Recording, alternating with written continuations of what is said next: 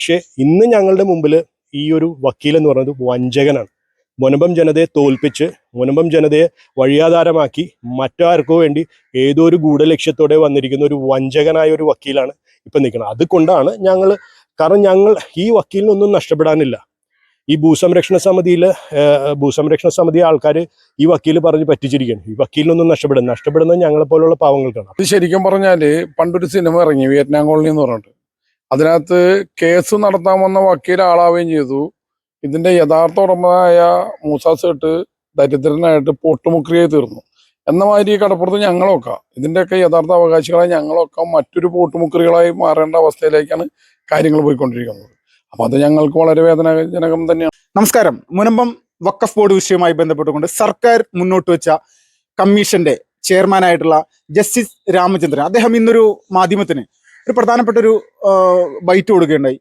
അദ്ദേഹം പറഞ്ഞിരിക്കുന്നത് ഈ മുനമ്പം വിഷയവുമായി ബന്ധപ്പെട്ടുകൊണ്ട് നിലവിൽ നടക്കുന്ന കേസ്, അത് ആ കേസിന്റെ അവസാനം അല്ലെങ്കിൽ ആ ഒരു കേസിന്റെ വിധി വന്നതിന് ശേഷം മാത്രമേ സർക്കാരിന് ഈ ഒരു വിഷയത്തിൽ ഇടപെടാൻ അല്ലെങ്കിൽ എന്തെങ്കിലും ചെയ്യാൻ സാധിക്കുള്ളൂ എന്നുള്ള രീതിയിലേക്കുള്ള ഒരു പരാമർശം അദ്ദേഹത്തിന്റെ ഭാഗത്തുണ്ടായിരുന്നു. അപ്പൊ ഈ ഒരു വിഷയവുമായി ബന്ധപ്പെട്ടുകൊണ്ട് മുനമ്പത്തെ ഈ സമരവുമായി ബന്ധപ്പെട്ടുകൊണ്ട് മുന്നണി പോരാളികളായിട്ടുള്ള ഈ മുനമ്പത്തെ ഇവിടുത്തെ ചേട്ടന്മാരോട് തന്നെ നമുക്ക് ചോദിച്ച് മനസ്സിലാക്കാം. ചേട്ടാ നമസ്കാരം. നമസ്കാരം. ഇപ്പോ ഈ മുനമ്പം വിഷയവുമായി ബന്ധപ്പെട്ടുകൊണ്ട് ഏറ്റവും പ്രധാനപ്പെട്ട ഒരു പോയിന്റ്, നമ്മളെല്ലാം കേരളം മുഴുവൻ ശ്രദ്ധിച്ചിരിക്കുന്ന ഒരു വിഷയമാണ് ഈ ജസ്റ്റിസ് രാമചന്ദ്രൻ പറഞ്ഞിരിക്കുന്ന ഈ ഒരു കാര്യം. നിങ്ങളുടെ അഭിപ്രായം എന്താണ്? ഈ ഒരു വിഷയത്തിൽ എന്താണ് നിങ്ങൾക്ക് കാണാൻ സാധിക്കുന്നത്? തീർച്ചയായിട്ടും ഇന്ന് വന്നിരിക്കുന്ന അദ്ദേഹത്തിന്റെ അഭിപ്രായം ഞങ്ങൾ പ്രതീക്ഷിച്ചിരുന്ന ഒരു മറുപടിയാണ്. കാരണം മുനമ്പം വിഷയം ഇന്ന് ആരുടെയും കൈകളിൽ, ബഹുമാനപ്പെട്ട കോടതിയുടെ കൈകളിലുള്ള ഒരു വിഷയമാണ്. അപ്പോൾ ആ വിഷയം ഒരിക്കലും സർക്കാരിന്, കോടതിയിലിരിക്കുന്ന ഒരു വിഷയത്തിൽ സർക്കാരിന് ഇടപെടുന്നതിന് അതിൻ്റെതായ പരിധികളുണ്ട്. അപ്പോൾ അദ്ദേഹം ഇന്ന് പറഞ്ഞിരിക്കുന്ന ഒരു കാര്യം, അദ്ദേഹം എടുത്തു പറഞ്ഞിരിക്കുന്ന ഒരു കാര്യം, അതായത് മുനമ്പം ജനത ഈ നടക്കുന്ന കേസിൽ തോറ്റുപോയാൽ മാത്രമേ സർക്കാരിന് ഇടപെടാൻ പറ്റുള്ളൂ. അപ്പം അതിൽ ഞങ്ങൾക്ക് മനസ്സിലാക്കുന്നു. അത് കാരണം ഒരു തോറ്റുപോയാലല്ലേ അദ്ദേഹത്തിന് ഇടപെടാൻ പറ്റുള്ളൂ. ഇത് ഈ കേസ് നടക്കുന്നിടത്തോളം കാലം കമ്മീഷനോ സർക്കാരിനോ ഇതിൽ ഇടപെടാൻ പറ്റില്ലെന്ന് നമ്മൾക്കറിയാം. അത് അദ്ദേഹം പറഞ്ഞത് തികച്ചും വസ്തുതയാണ്. പിന്നെ അദ്ദേഹം മറ്റൊരു കാര്യം, പ്രധാനപ്പെട്ട ഒരു കാര്യം, അവസാനം മുനമ്പത്ത് സിറ്റിങ്ങിന് വന്നപ്പോൾ പറഞ്ഞൊരു പ്രത്യേക കാര്യമുണ്ട്. കാരണം ഇന്ത്യയിലെ ഒരു കോടതിയും മുനമ്പം ഭൂമി വഖഫ് ഭൂമിയാണെന്ന് പ്രഖ്യാപിച്ചിട്ടില്ല. ഇവിടെ നിങ്ങളിപ്പോൾ കേട്ടുകൊണ്ടിരിക്കുന്നത് തികച്ചും അപവാദമാണ്. കാരണം ആ ഒരു കോടതിയും, ഇന്ന് ഇന്ത്യയിൽ ഒരു കോടതിയും മുനമ്പം ഭൂമി വഖഫ് ഭൂമിയാണെന്ന് പറഞ്ഞിട്ടില്ല. അത് അദ്ദേഹത്തിന്റെ വാക്കുകളോട് ഞങ്ങൾ ശ്രവിച്ചതാണ്. അപ്പോൾ ആ ഒരു കാര്യത്തിൽ ഇന്ന് അദ്ദേഹം പറഞ്ഞതിൽ ഞങ്ങൾക്ക് തികച്ചും, കാരണം അദ്ദേഹം നല്ലൊരു വാദമാണ് ഇന്ന് പറഞ്ഞിരിക്കുന്നത്. കാരണം കേസിലിരിക്കുന്ന ഒരു ഭൂമിയുടെ കാര്യത്തിൽ ഒരിക്കലും സർക്കാരിന് ഇടപെടാൻ പറ്റില്ലെന്നുള്ളത് തികച്ചും വാസ്തവമാണ്. ഇപ്പോൾ ഈ നിങ്ങൾ ഏറ്റവും പ്രധാനമായിട്ട് നിലവിൽ ഈ പ്രധാനപ്പെട്ട വക്കീലിനെ അല്ലെങ്കിൽ സീനിയർ ആയിട്ടുള്ളൊരു വക്കീലിനെ ശ്രദ്ധിക്കാതെ അദ്ദേഹത്തിന്റെ ഈ ഒരു മുനമ്പം വിഷയവുമായി ബന്ധപ്പെട്ടുകൊണ്ടുള്ള കേസിൽ നിങ്ങൾ പേഴ്സണലായിട്ട്, ഇവിടുത്തെ ചില വ്യക്തികൾ പേഴ്സണലായിട്ട് ഈ ഒരു കേസ്, മുനമ്പം വിഷയവുമായി ബന്ധപ്പെട്ടുള്ള കേസായിട്ട് മുന്നോട്ട് പോകുന്ന ഒരു സാഹചര്യം കൂടിയുണ്ട്. എന്താണ് ഈ ഒരു അവസ്ഥയിലേക്ക് കാര്യങ്ങൾ എത്തിയതിന്റെ അടിസ്ഥാനപരമായിട്ടുള്ള കാര്യം എന്താണ്? ഞങ്ങൾ തികച്ചും വ്യക്തിപരമായിട്ട് കേസ് കൊടുക്കാൻ കാരണം, ഞങ്ങളുടെ ഈ സീനിയർ വക്കീൽ എന്നും പറഞ്ഞ് ഞങ്ങളുടെ ഇടയിൽ പെട്ടെന്ന് പ്രത്യക്ഷപ്പെട്ട ആനയാണ്, തേങ്ങയാണ്, മാങ്ങയാണെന്ന് പറഞ്ഞു വന്നൊരു ഭൂതത്തെയാണ് ഇപ്പം ശരിക്കും മുനമ്പം ജനതയ്ക്ക് ഇന്ന് ഏറ്റവും വലിയൊരു കുരിശായി മാറിയിരിക്കുന്നത് ഈ സീനിയർ വക്കീലാണ്. അദ്ദേഹം ആദ്യം ഞങ്ങളുടെ എല്ലാം വിചാരം അദ്ദേഹം ഞങ്ങൾക്ക് വേണ്ടി വാദിക്കാൻ വന്നൊരു വക്കീലാണ്. പക്ഷെ ഇദ്ദേഹം ഗൂഢലക്ഷ്യത്തോടെയാണ് വന്നേക്കുന്നത്. അതിനുള്ള ഏറ്റവും ആദ്യത്തെ ഒരു ഉദാഹരണമായിരുന്നു നമ്മളുടെ വഖഫ് നിയമം പുതുതായിട്ട് ബഹുമാനപ്പെട്ട BJP സർക്കാർ പാർലമെന്റിൽ അവതരിപ്പിച്ചപ്പോൾ അതിൽ മുനമ്പത്തിന് അനുകൂലമായിട്ടുള്ള ഏറ്റവും വലിയൊരു ഘടകമായിരുന്നു സെക്ഷൻ 2. ഈ നിയമം ഇറങ്ങി പിറ്റേ ദിവസം അദ്ദേഹം മാതൃഭൂമി പത്രത്തിൽ അദ്ദേഹത്തിൻ്റെ ഒരു ബൈറ്റ് ഉണ്ടായിരുന്നു, സെക്ഷൻ 2മായി ബന്ധപ്പെട്ട് മുനമ്പം ജനതയ്ക്ക് യാതൊരു ഗുണമില്ലെന്ന്. അന്ന് തന്നെ ഞങ്ങൾക്ക് സംശയമുണ്ടായിരുന്നു. കാരണം ഞങ്ങളെ ഏൽപ്പിച്ചൊരു വക്കീൽ, ഞങ്ങൾക്ക് രക്ഷപ്പെടാനുള്ള ഏറ്റവും വലിയൊരു ഘടകമാണ് സെക്ഷൻ 2. അതിനെതിരെ സംസാരിച്ചപ്പോൾ തന്നെ ഞങ്ങൾക്ക് ഇയാളെ സംശയം ഉണ്ടായിരുന്നു, ഇയാൾ ഞങ്ങളെ വഞ്ചിക്കാൻ വേണ്ടി വന്നേക്കുന്ന ഒരു വക്കീലാണെന്ന് അന്ന് തന്നെ സംശയമുണ്ടായിരുന്നു. പിന്നീട് പലപ്പോഴായിട്ട് ഇദ്ദേഹത്തിൻ്റെ വാദങ്ങൾ ഞങ്ങൾ കോടതിയിൽ പോയി കാണാൻ അവസരം കിട്ടിയപ്പോഴെല്ലാം പോയി. അദ്ദേഹത്തിന് ഏറ്റവും വലിയൊരു തെറ്റായ വാദങ്ങളാണ് അദ്ദേഹം ചെയ്യുന്നത്. അതിലൊന്നാമത്തെ വാദം ഞങ്ങളുടെ ശ്രദ്ധയിൽപ്പെട്ടത്, ഇദ്ദേഹം തികച്ചും എപ്പോഴും പറയുന്നത് ഇത് ഒരു വാദത്തിലും അദ്ദേഹം മുനമ്പം വഖഫ് ഭൂമിയല്ല എന്ന് പറഞ്ഞിട്ടില്ല. അദ്ദേഹത്തിന്റെ വാദങ്ങൾ കേട്ട് കഴിഞ്ഞാൽ നമുക്ക് മനസ്സിലാക്കാം, അദ്ദേഹം ആദ്യം വാദിക്കുന്നത് വഖഫ് ബോർഡ് എങ്ങനെ ഈ മുനമ്പം കരയെ അവരുടെ ആസ്തി വിവര പട്ടികയിലേക്ക് എങ്ങനെ ചേർത്തു, അതിൻ്റെ ചേർക്കേണ്ട രീതികൾ ശരിയായിട്ടില്ല. അത് സത്യമാണ്. ആ വഖഫ് ബോർഡ് ഒരിക്കലും ആസ്തി വിവര പട്ടികയിലേക്ക് ചേർക്കുമ്പോൾ യാതൊരു കാര്യങ്ങളും അനുസരിക്കാതെയാണ് അവർ ചെയ്തിരിക്കുന്നത്. അപ്പോൾ അദ്ദേഹം അതിനെക്കുറിച്ച് മാത്രം വാദിക്കും. പക്ഷെ ഒരിക്കലും അദ്ദേഹത്തിൻ്റെ ഒരു വാദത്തിൽ ഞങ്ങൾ ഇതുവരെയും കേട്ടിട്ടില്ല ഇത് വഖഫ് ഭൂമിയല്ലെന്ന് പറയുന്നത്. അപ്പോൾ അതിൽ നിന്ന് ഞങ്ങൾ മനസ്സിലാക്കണമെങ്കിൽ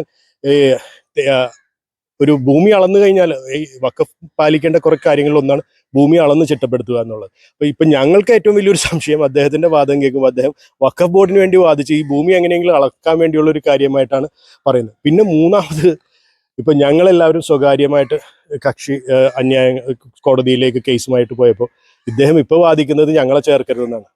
ഒരു വക്കീൽ ഇത്രയും സൂപ്പർ സീനിയർ ആയിട്ടുള്ള വക്കീൽ, ഞങ്ങൾ കൊടുത്തിരിക്കുന്നത് നല്ല സീനിയർ ആയിട്ടുള്ള വക്കീലന്മാരും പ്രത്യേകിച്ച് ഫാദർ ജോഷി മയ്യാറ്റിൽ അച്ഛൻ്റെയും സ്റ്റാലിൻ ദേവൻ സാറിൻ്റെയും മേൽനോട്ടത്തിലാണ് ഇപ്പോൾ ഞങ്ങൾ സ്വകാര്യമായിട്ട് എല്ലാവരും പോയിരിക്കുന്നത്. അദ്ദേഹം ഇപ്പോൾ കഴിഞ്ഞ ദിവസം ഞങ്ങൾ കോടതി ചെന്നപ്പോൾ അദ്ദേഹം കോടതിയിൽ വാദിക്കുകയാണ് ഞങ്ങളെ ചേർക്കരുതെന്ന്.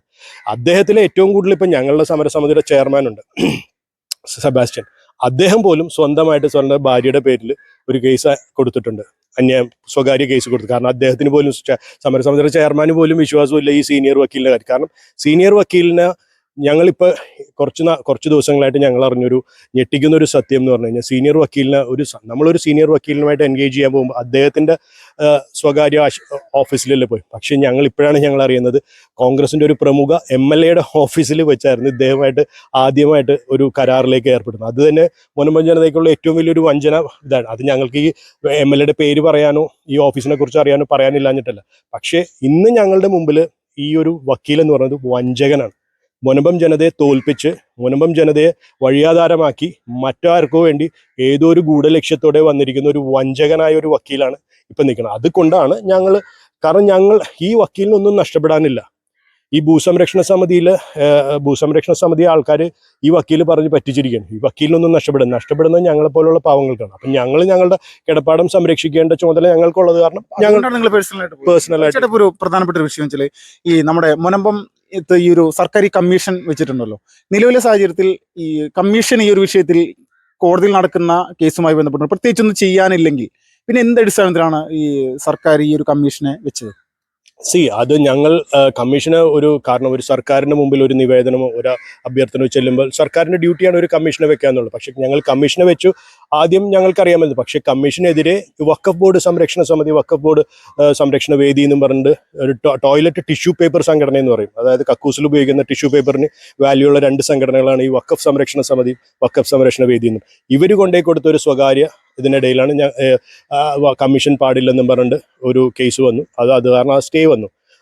ആദ്യം ഞങ്ങൾ പക്ഷേ പിന്നീട് കമ്മീഷൻ അതിൻ്റെതായ രീതിയിൽ പ്രവർത്തിക്കാൻ പറ്റിയില്ല. സർക്കാർ ഞങ്ങൾക്ക് വേണ്ടി ചെയ്തൊരു നല്ലൊരു കാര്യമായിരുന്നു.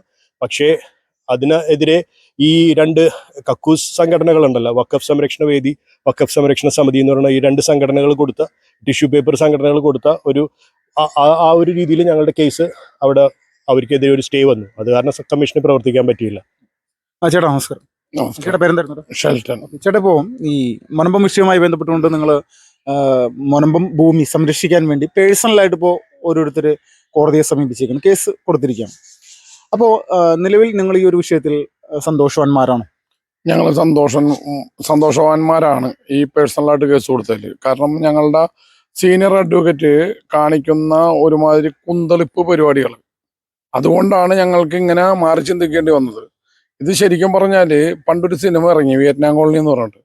അതിനകത്ത് കേസ് നടത്താൻ വന്ന വക്കീൽ ആളാവുകയും ചെയ്തു. ഇതിന്റെ യഥാർത്ഥ ഉടമയായ മൂസ സേട്ട് ദരിദ്രനായിട്ട് പൊട്ടുമുക്രിയായി തീർന്നു. എന്ന മാതിരി കടപ്പുറത്ത് ഞങ്ങളൊക്കെ ഇതിന്റെയൊക്കെ യഥാർത്ഥ അവകാശികളായി ഞങ്ങളൊക്കെ മറ്റൊരു പൊട്ടുമുക്രികളായി മാറേണ്ട അവസ്ഥയിലേക്കാണ് കാര്യങ്ങൾ പോയിക്കൊണ്ടിരിക്കുന്നത്. അപ്പൊ അത് ഞങ്ങൾക്ക് വളരെ വേദനാജനകം തന്നെയാണ്. ഇപ്പോൾ നിങ്ങൾ ഹാപ്പിയാണ് ഈ ഒരു വിഷയത്തിൽ? ഈ ഒരു വിഷയത്തിൽ ഞങ്ങൾ ഹാപ്പിയാണ്. കാരണം ഞങ്ങൾക്ക് ഇപ്പോഴാണ് മനസ്സുകൊണ്ടൊന്ന് സന്തോഷിക്കാൻ പറ്റുന്നത്. കാരണം ഞങ്ങളുടെ മാതാവ് സത്യമുള്ള മാതാവാണ്. ആ മാതാവിന്റെ നടയിൽ നിന്ന് ഞങ്ങൾ കരയുമ്പോൾ അതിനൊരു വാല്യബിൾ ഉണ്ടാവുമല്ലോ. അപ്പൊ അത് തന്നെയാണ് അതിന്റെ. മുനമ്പത്തെ ജനങ്ങൾ ഈ പറയുന്ന യഥാർത്ഥം അല്ലെങ്കിൽ ഈ ഒരു സത്യമായിട്ടുള്ള വിഷയത്തിനൊപ്പം തന്നെയാണോ മുൻപത്തെ ജനങ്ങൾ? കാര്യങ്ങളെല്ലാം മനസ്സിലായിട്ടുണ്ടോ അവർക്ക്? അതായത് ഇതിനെക്കുറിച്ച് കറക്റ്റായിട്ട് മനസ്സിലാക്കിയേക്കുന്ന ആൾക്കാർ കൂടുതലുണ്ടെങ്കിലും അതുപോലെ തന്നെ ഇതിനെക്കുറിച്ച് ഇപ്പോഴും തലയ്ക്കകത്തേക്ക് വെളിച്ചം കയറാത്ത ഒത്തിരി ആൾക്കാരുണ്ട്. അവരാന്ന് വെച്ചാല് ഈ കുറച്ച് ആൾക്കാരുടെ എന്താ പറയാ കരാളഹസ്തത്തിനുള്ളിൽ ഒതുങ്ങിയിരിക്കണവർ. കാരണം ഇവരെ ബൂസ്റ്റപ്പ് ചെയ്ത് അത് അങ്ങനെയല്ല ഇങ്ങനെയാണ്, അത് അങ്ങനെയല്ല ഇങ്ങനെയാണ്. കാരണം കോടതി പോലും പരസ്യമായി വിമർശിച്ചതാണ് ഞങ്ങളുടെ സീനിയർ അഡ്വക്കേറ്റിനെ. എന്നിട്ട് ചോദിച്ചു, നിങ്ങൾ കേസ് തോൽക്കാൻ വേണ്ടിയാണോ ഇത് വാദിക്കുന്നതെന്ന് ചോദിച്ചിട്ട് അതിനെക്കുറിച്ച് ഞങ്ങളുടെ സമരസമിതി നേതാക്കളോട് ചോദിച്ചപ്പോൾ പറഞ്ഞതെന്ന് വെച്ചാൽ അത് വഖഫിന്റെ വക്കീലിനെയാണ് അങ്ങനെ പറഞ്ഞെന്നാ പറഞ്ഞത്. അപ്പൊ ശരിക്കും പറഞ്ഞാൽ ഇതിന്റെ നിരൂപകരും നിരീക്ഷകരും ഇതിനെ കുറിച്ച് ആധികാരികമായിട്ട് പഠിച്ചിട്ടുള്ള രണ്ടാൾക്കാരാണ് സ്റ്റാലിൻ ദേവൻ സാറും ജോഷി മയ്യാറ്റിലച്ഛനും. ഇവരുടെ ഒരു നിർദ്ദേശത്തെ ഉൾക്കൊണ്ടുകൊണ്ടാണ് ഞങ്ങളിപ്പോ മുന്നോട്ട് പോകുന്നത്. കാരണം എന്താന്ന് വെച്ചാല് അത്രയ്ക്കും ജ്ഞാനമുള്ള ആൾക്കാർ കേസിനെ കുറിച്ച് ആധികാരികമായി പഠിച്ചവർ ഈ മുനമ്പത്തില്ല. അപ്പൊ അതുകൊണ്ട് തന്നെ ഇപ്പൊ ഈ ഒരു മാറി ചിന്തിക്കുന്നത് ഞങ്ങളെ മറ്റു കേസുകളിലേക്ക് ഞങ്ങൾ മാറുന്നതും കൊണ്ട് ഞങ്ങൾ സന്തോഷവാന്മാർ തന്നെയാണ്.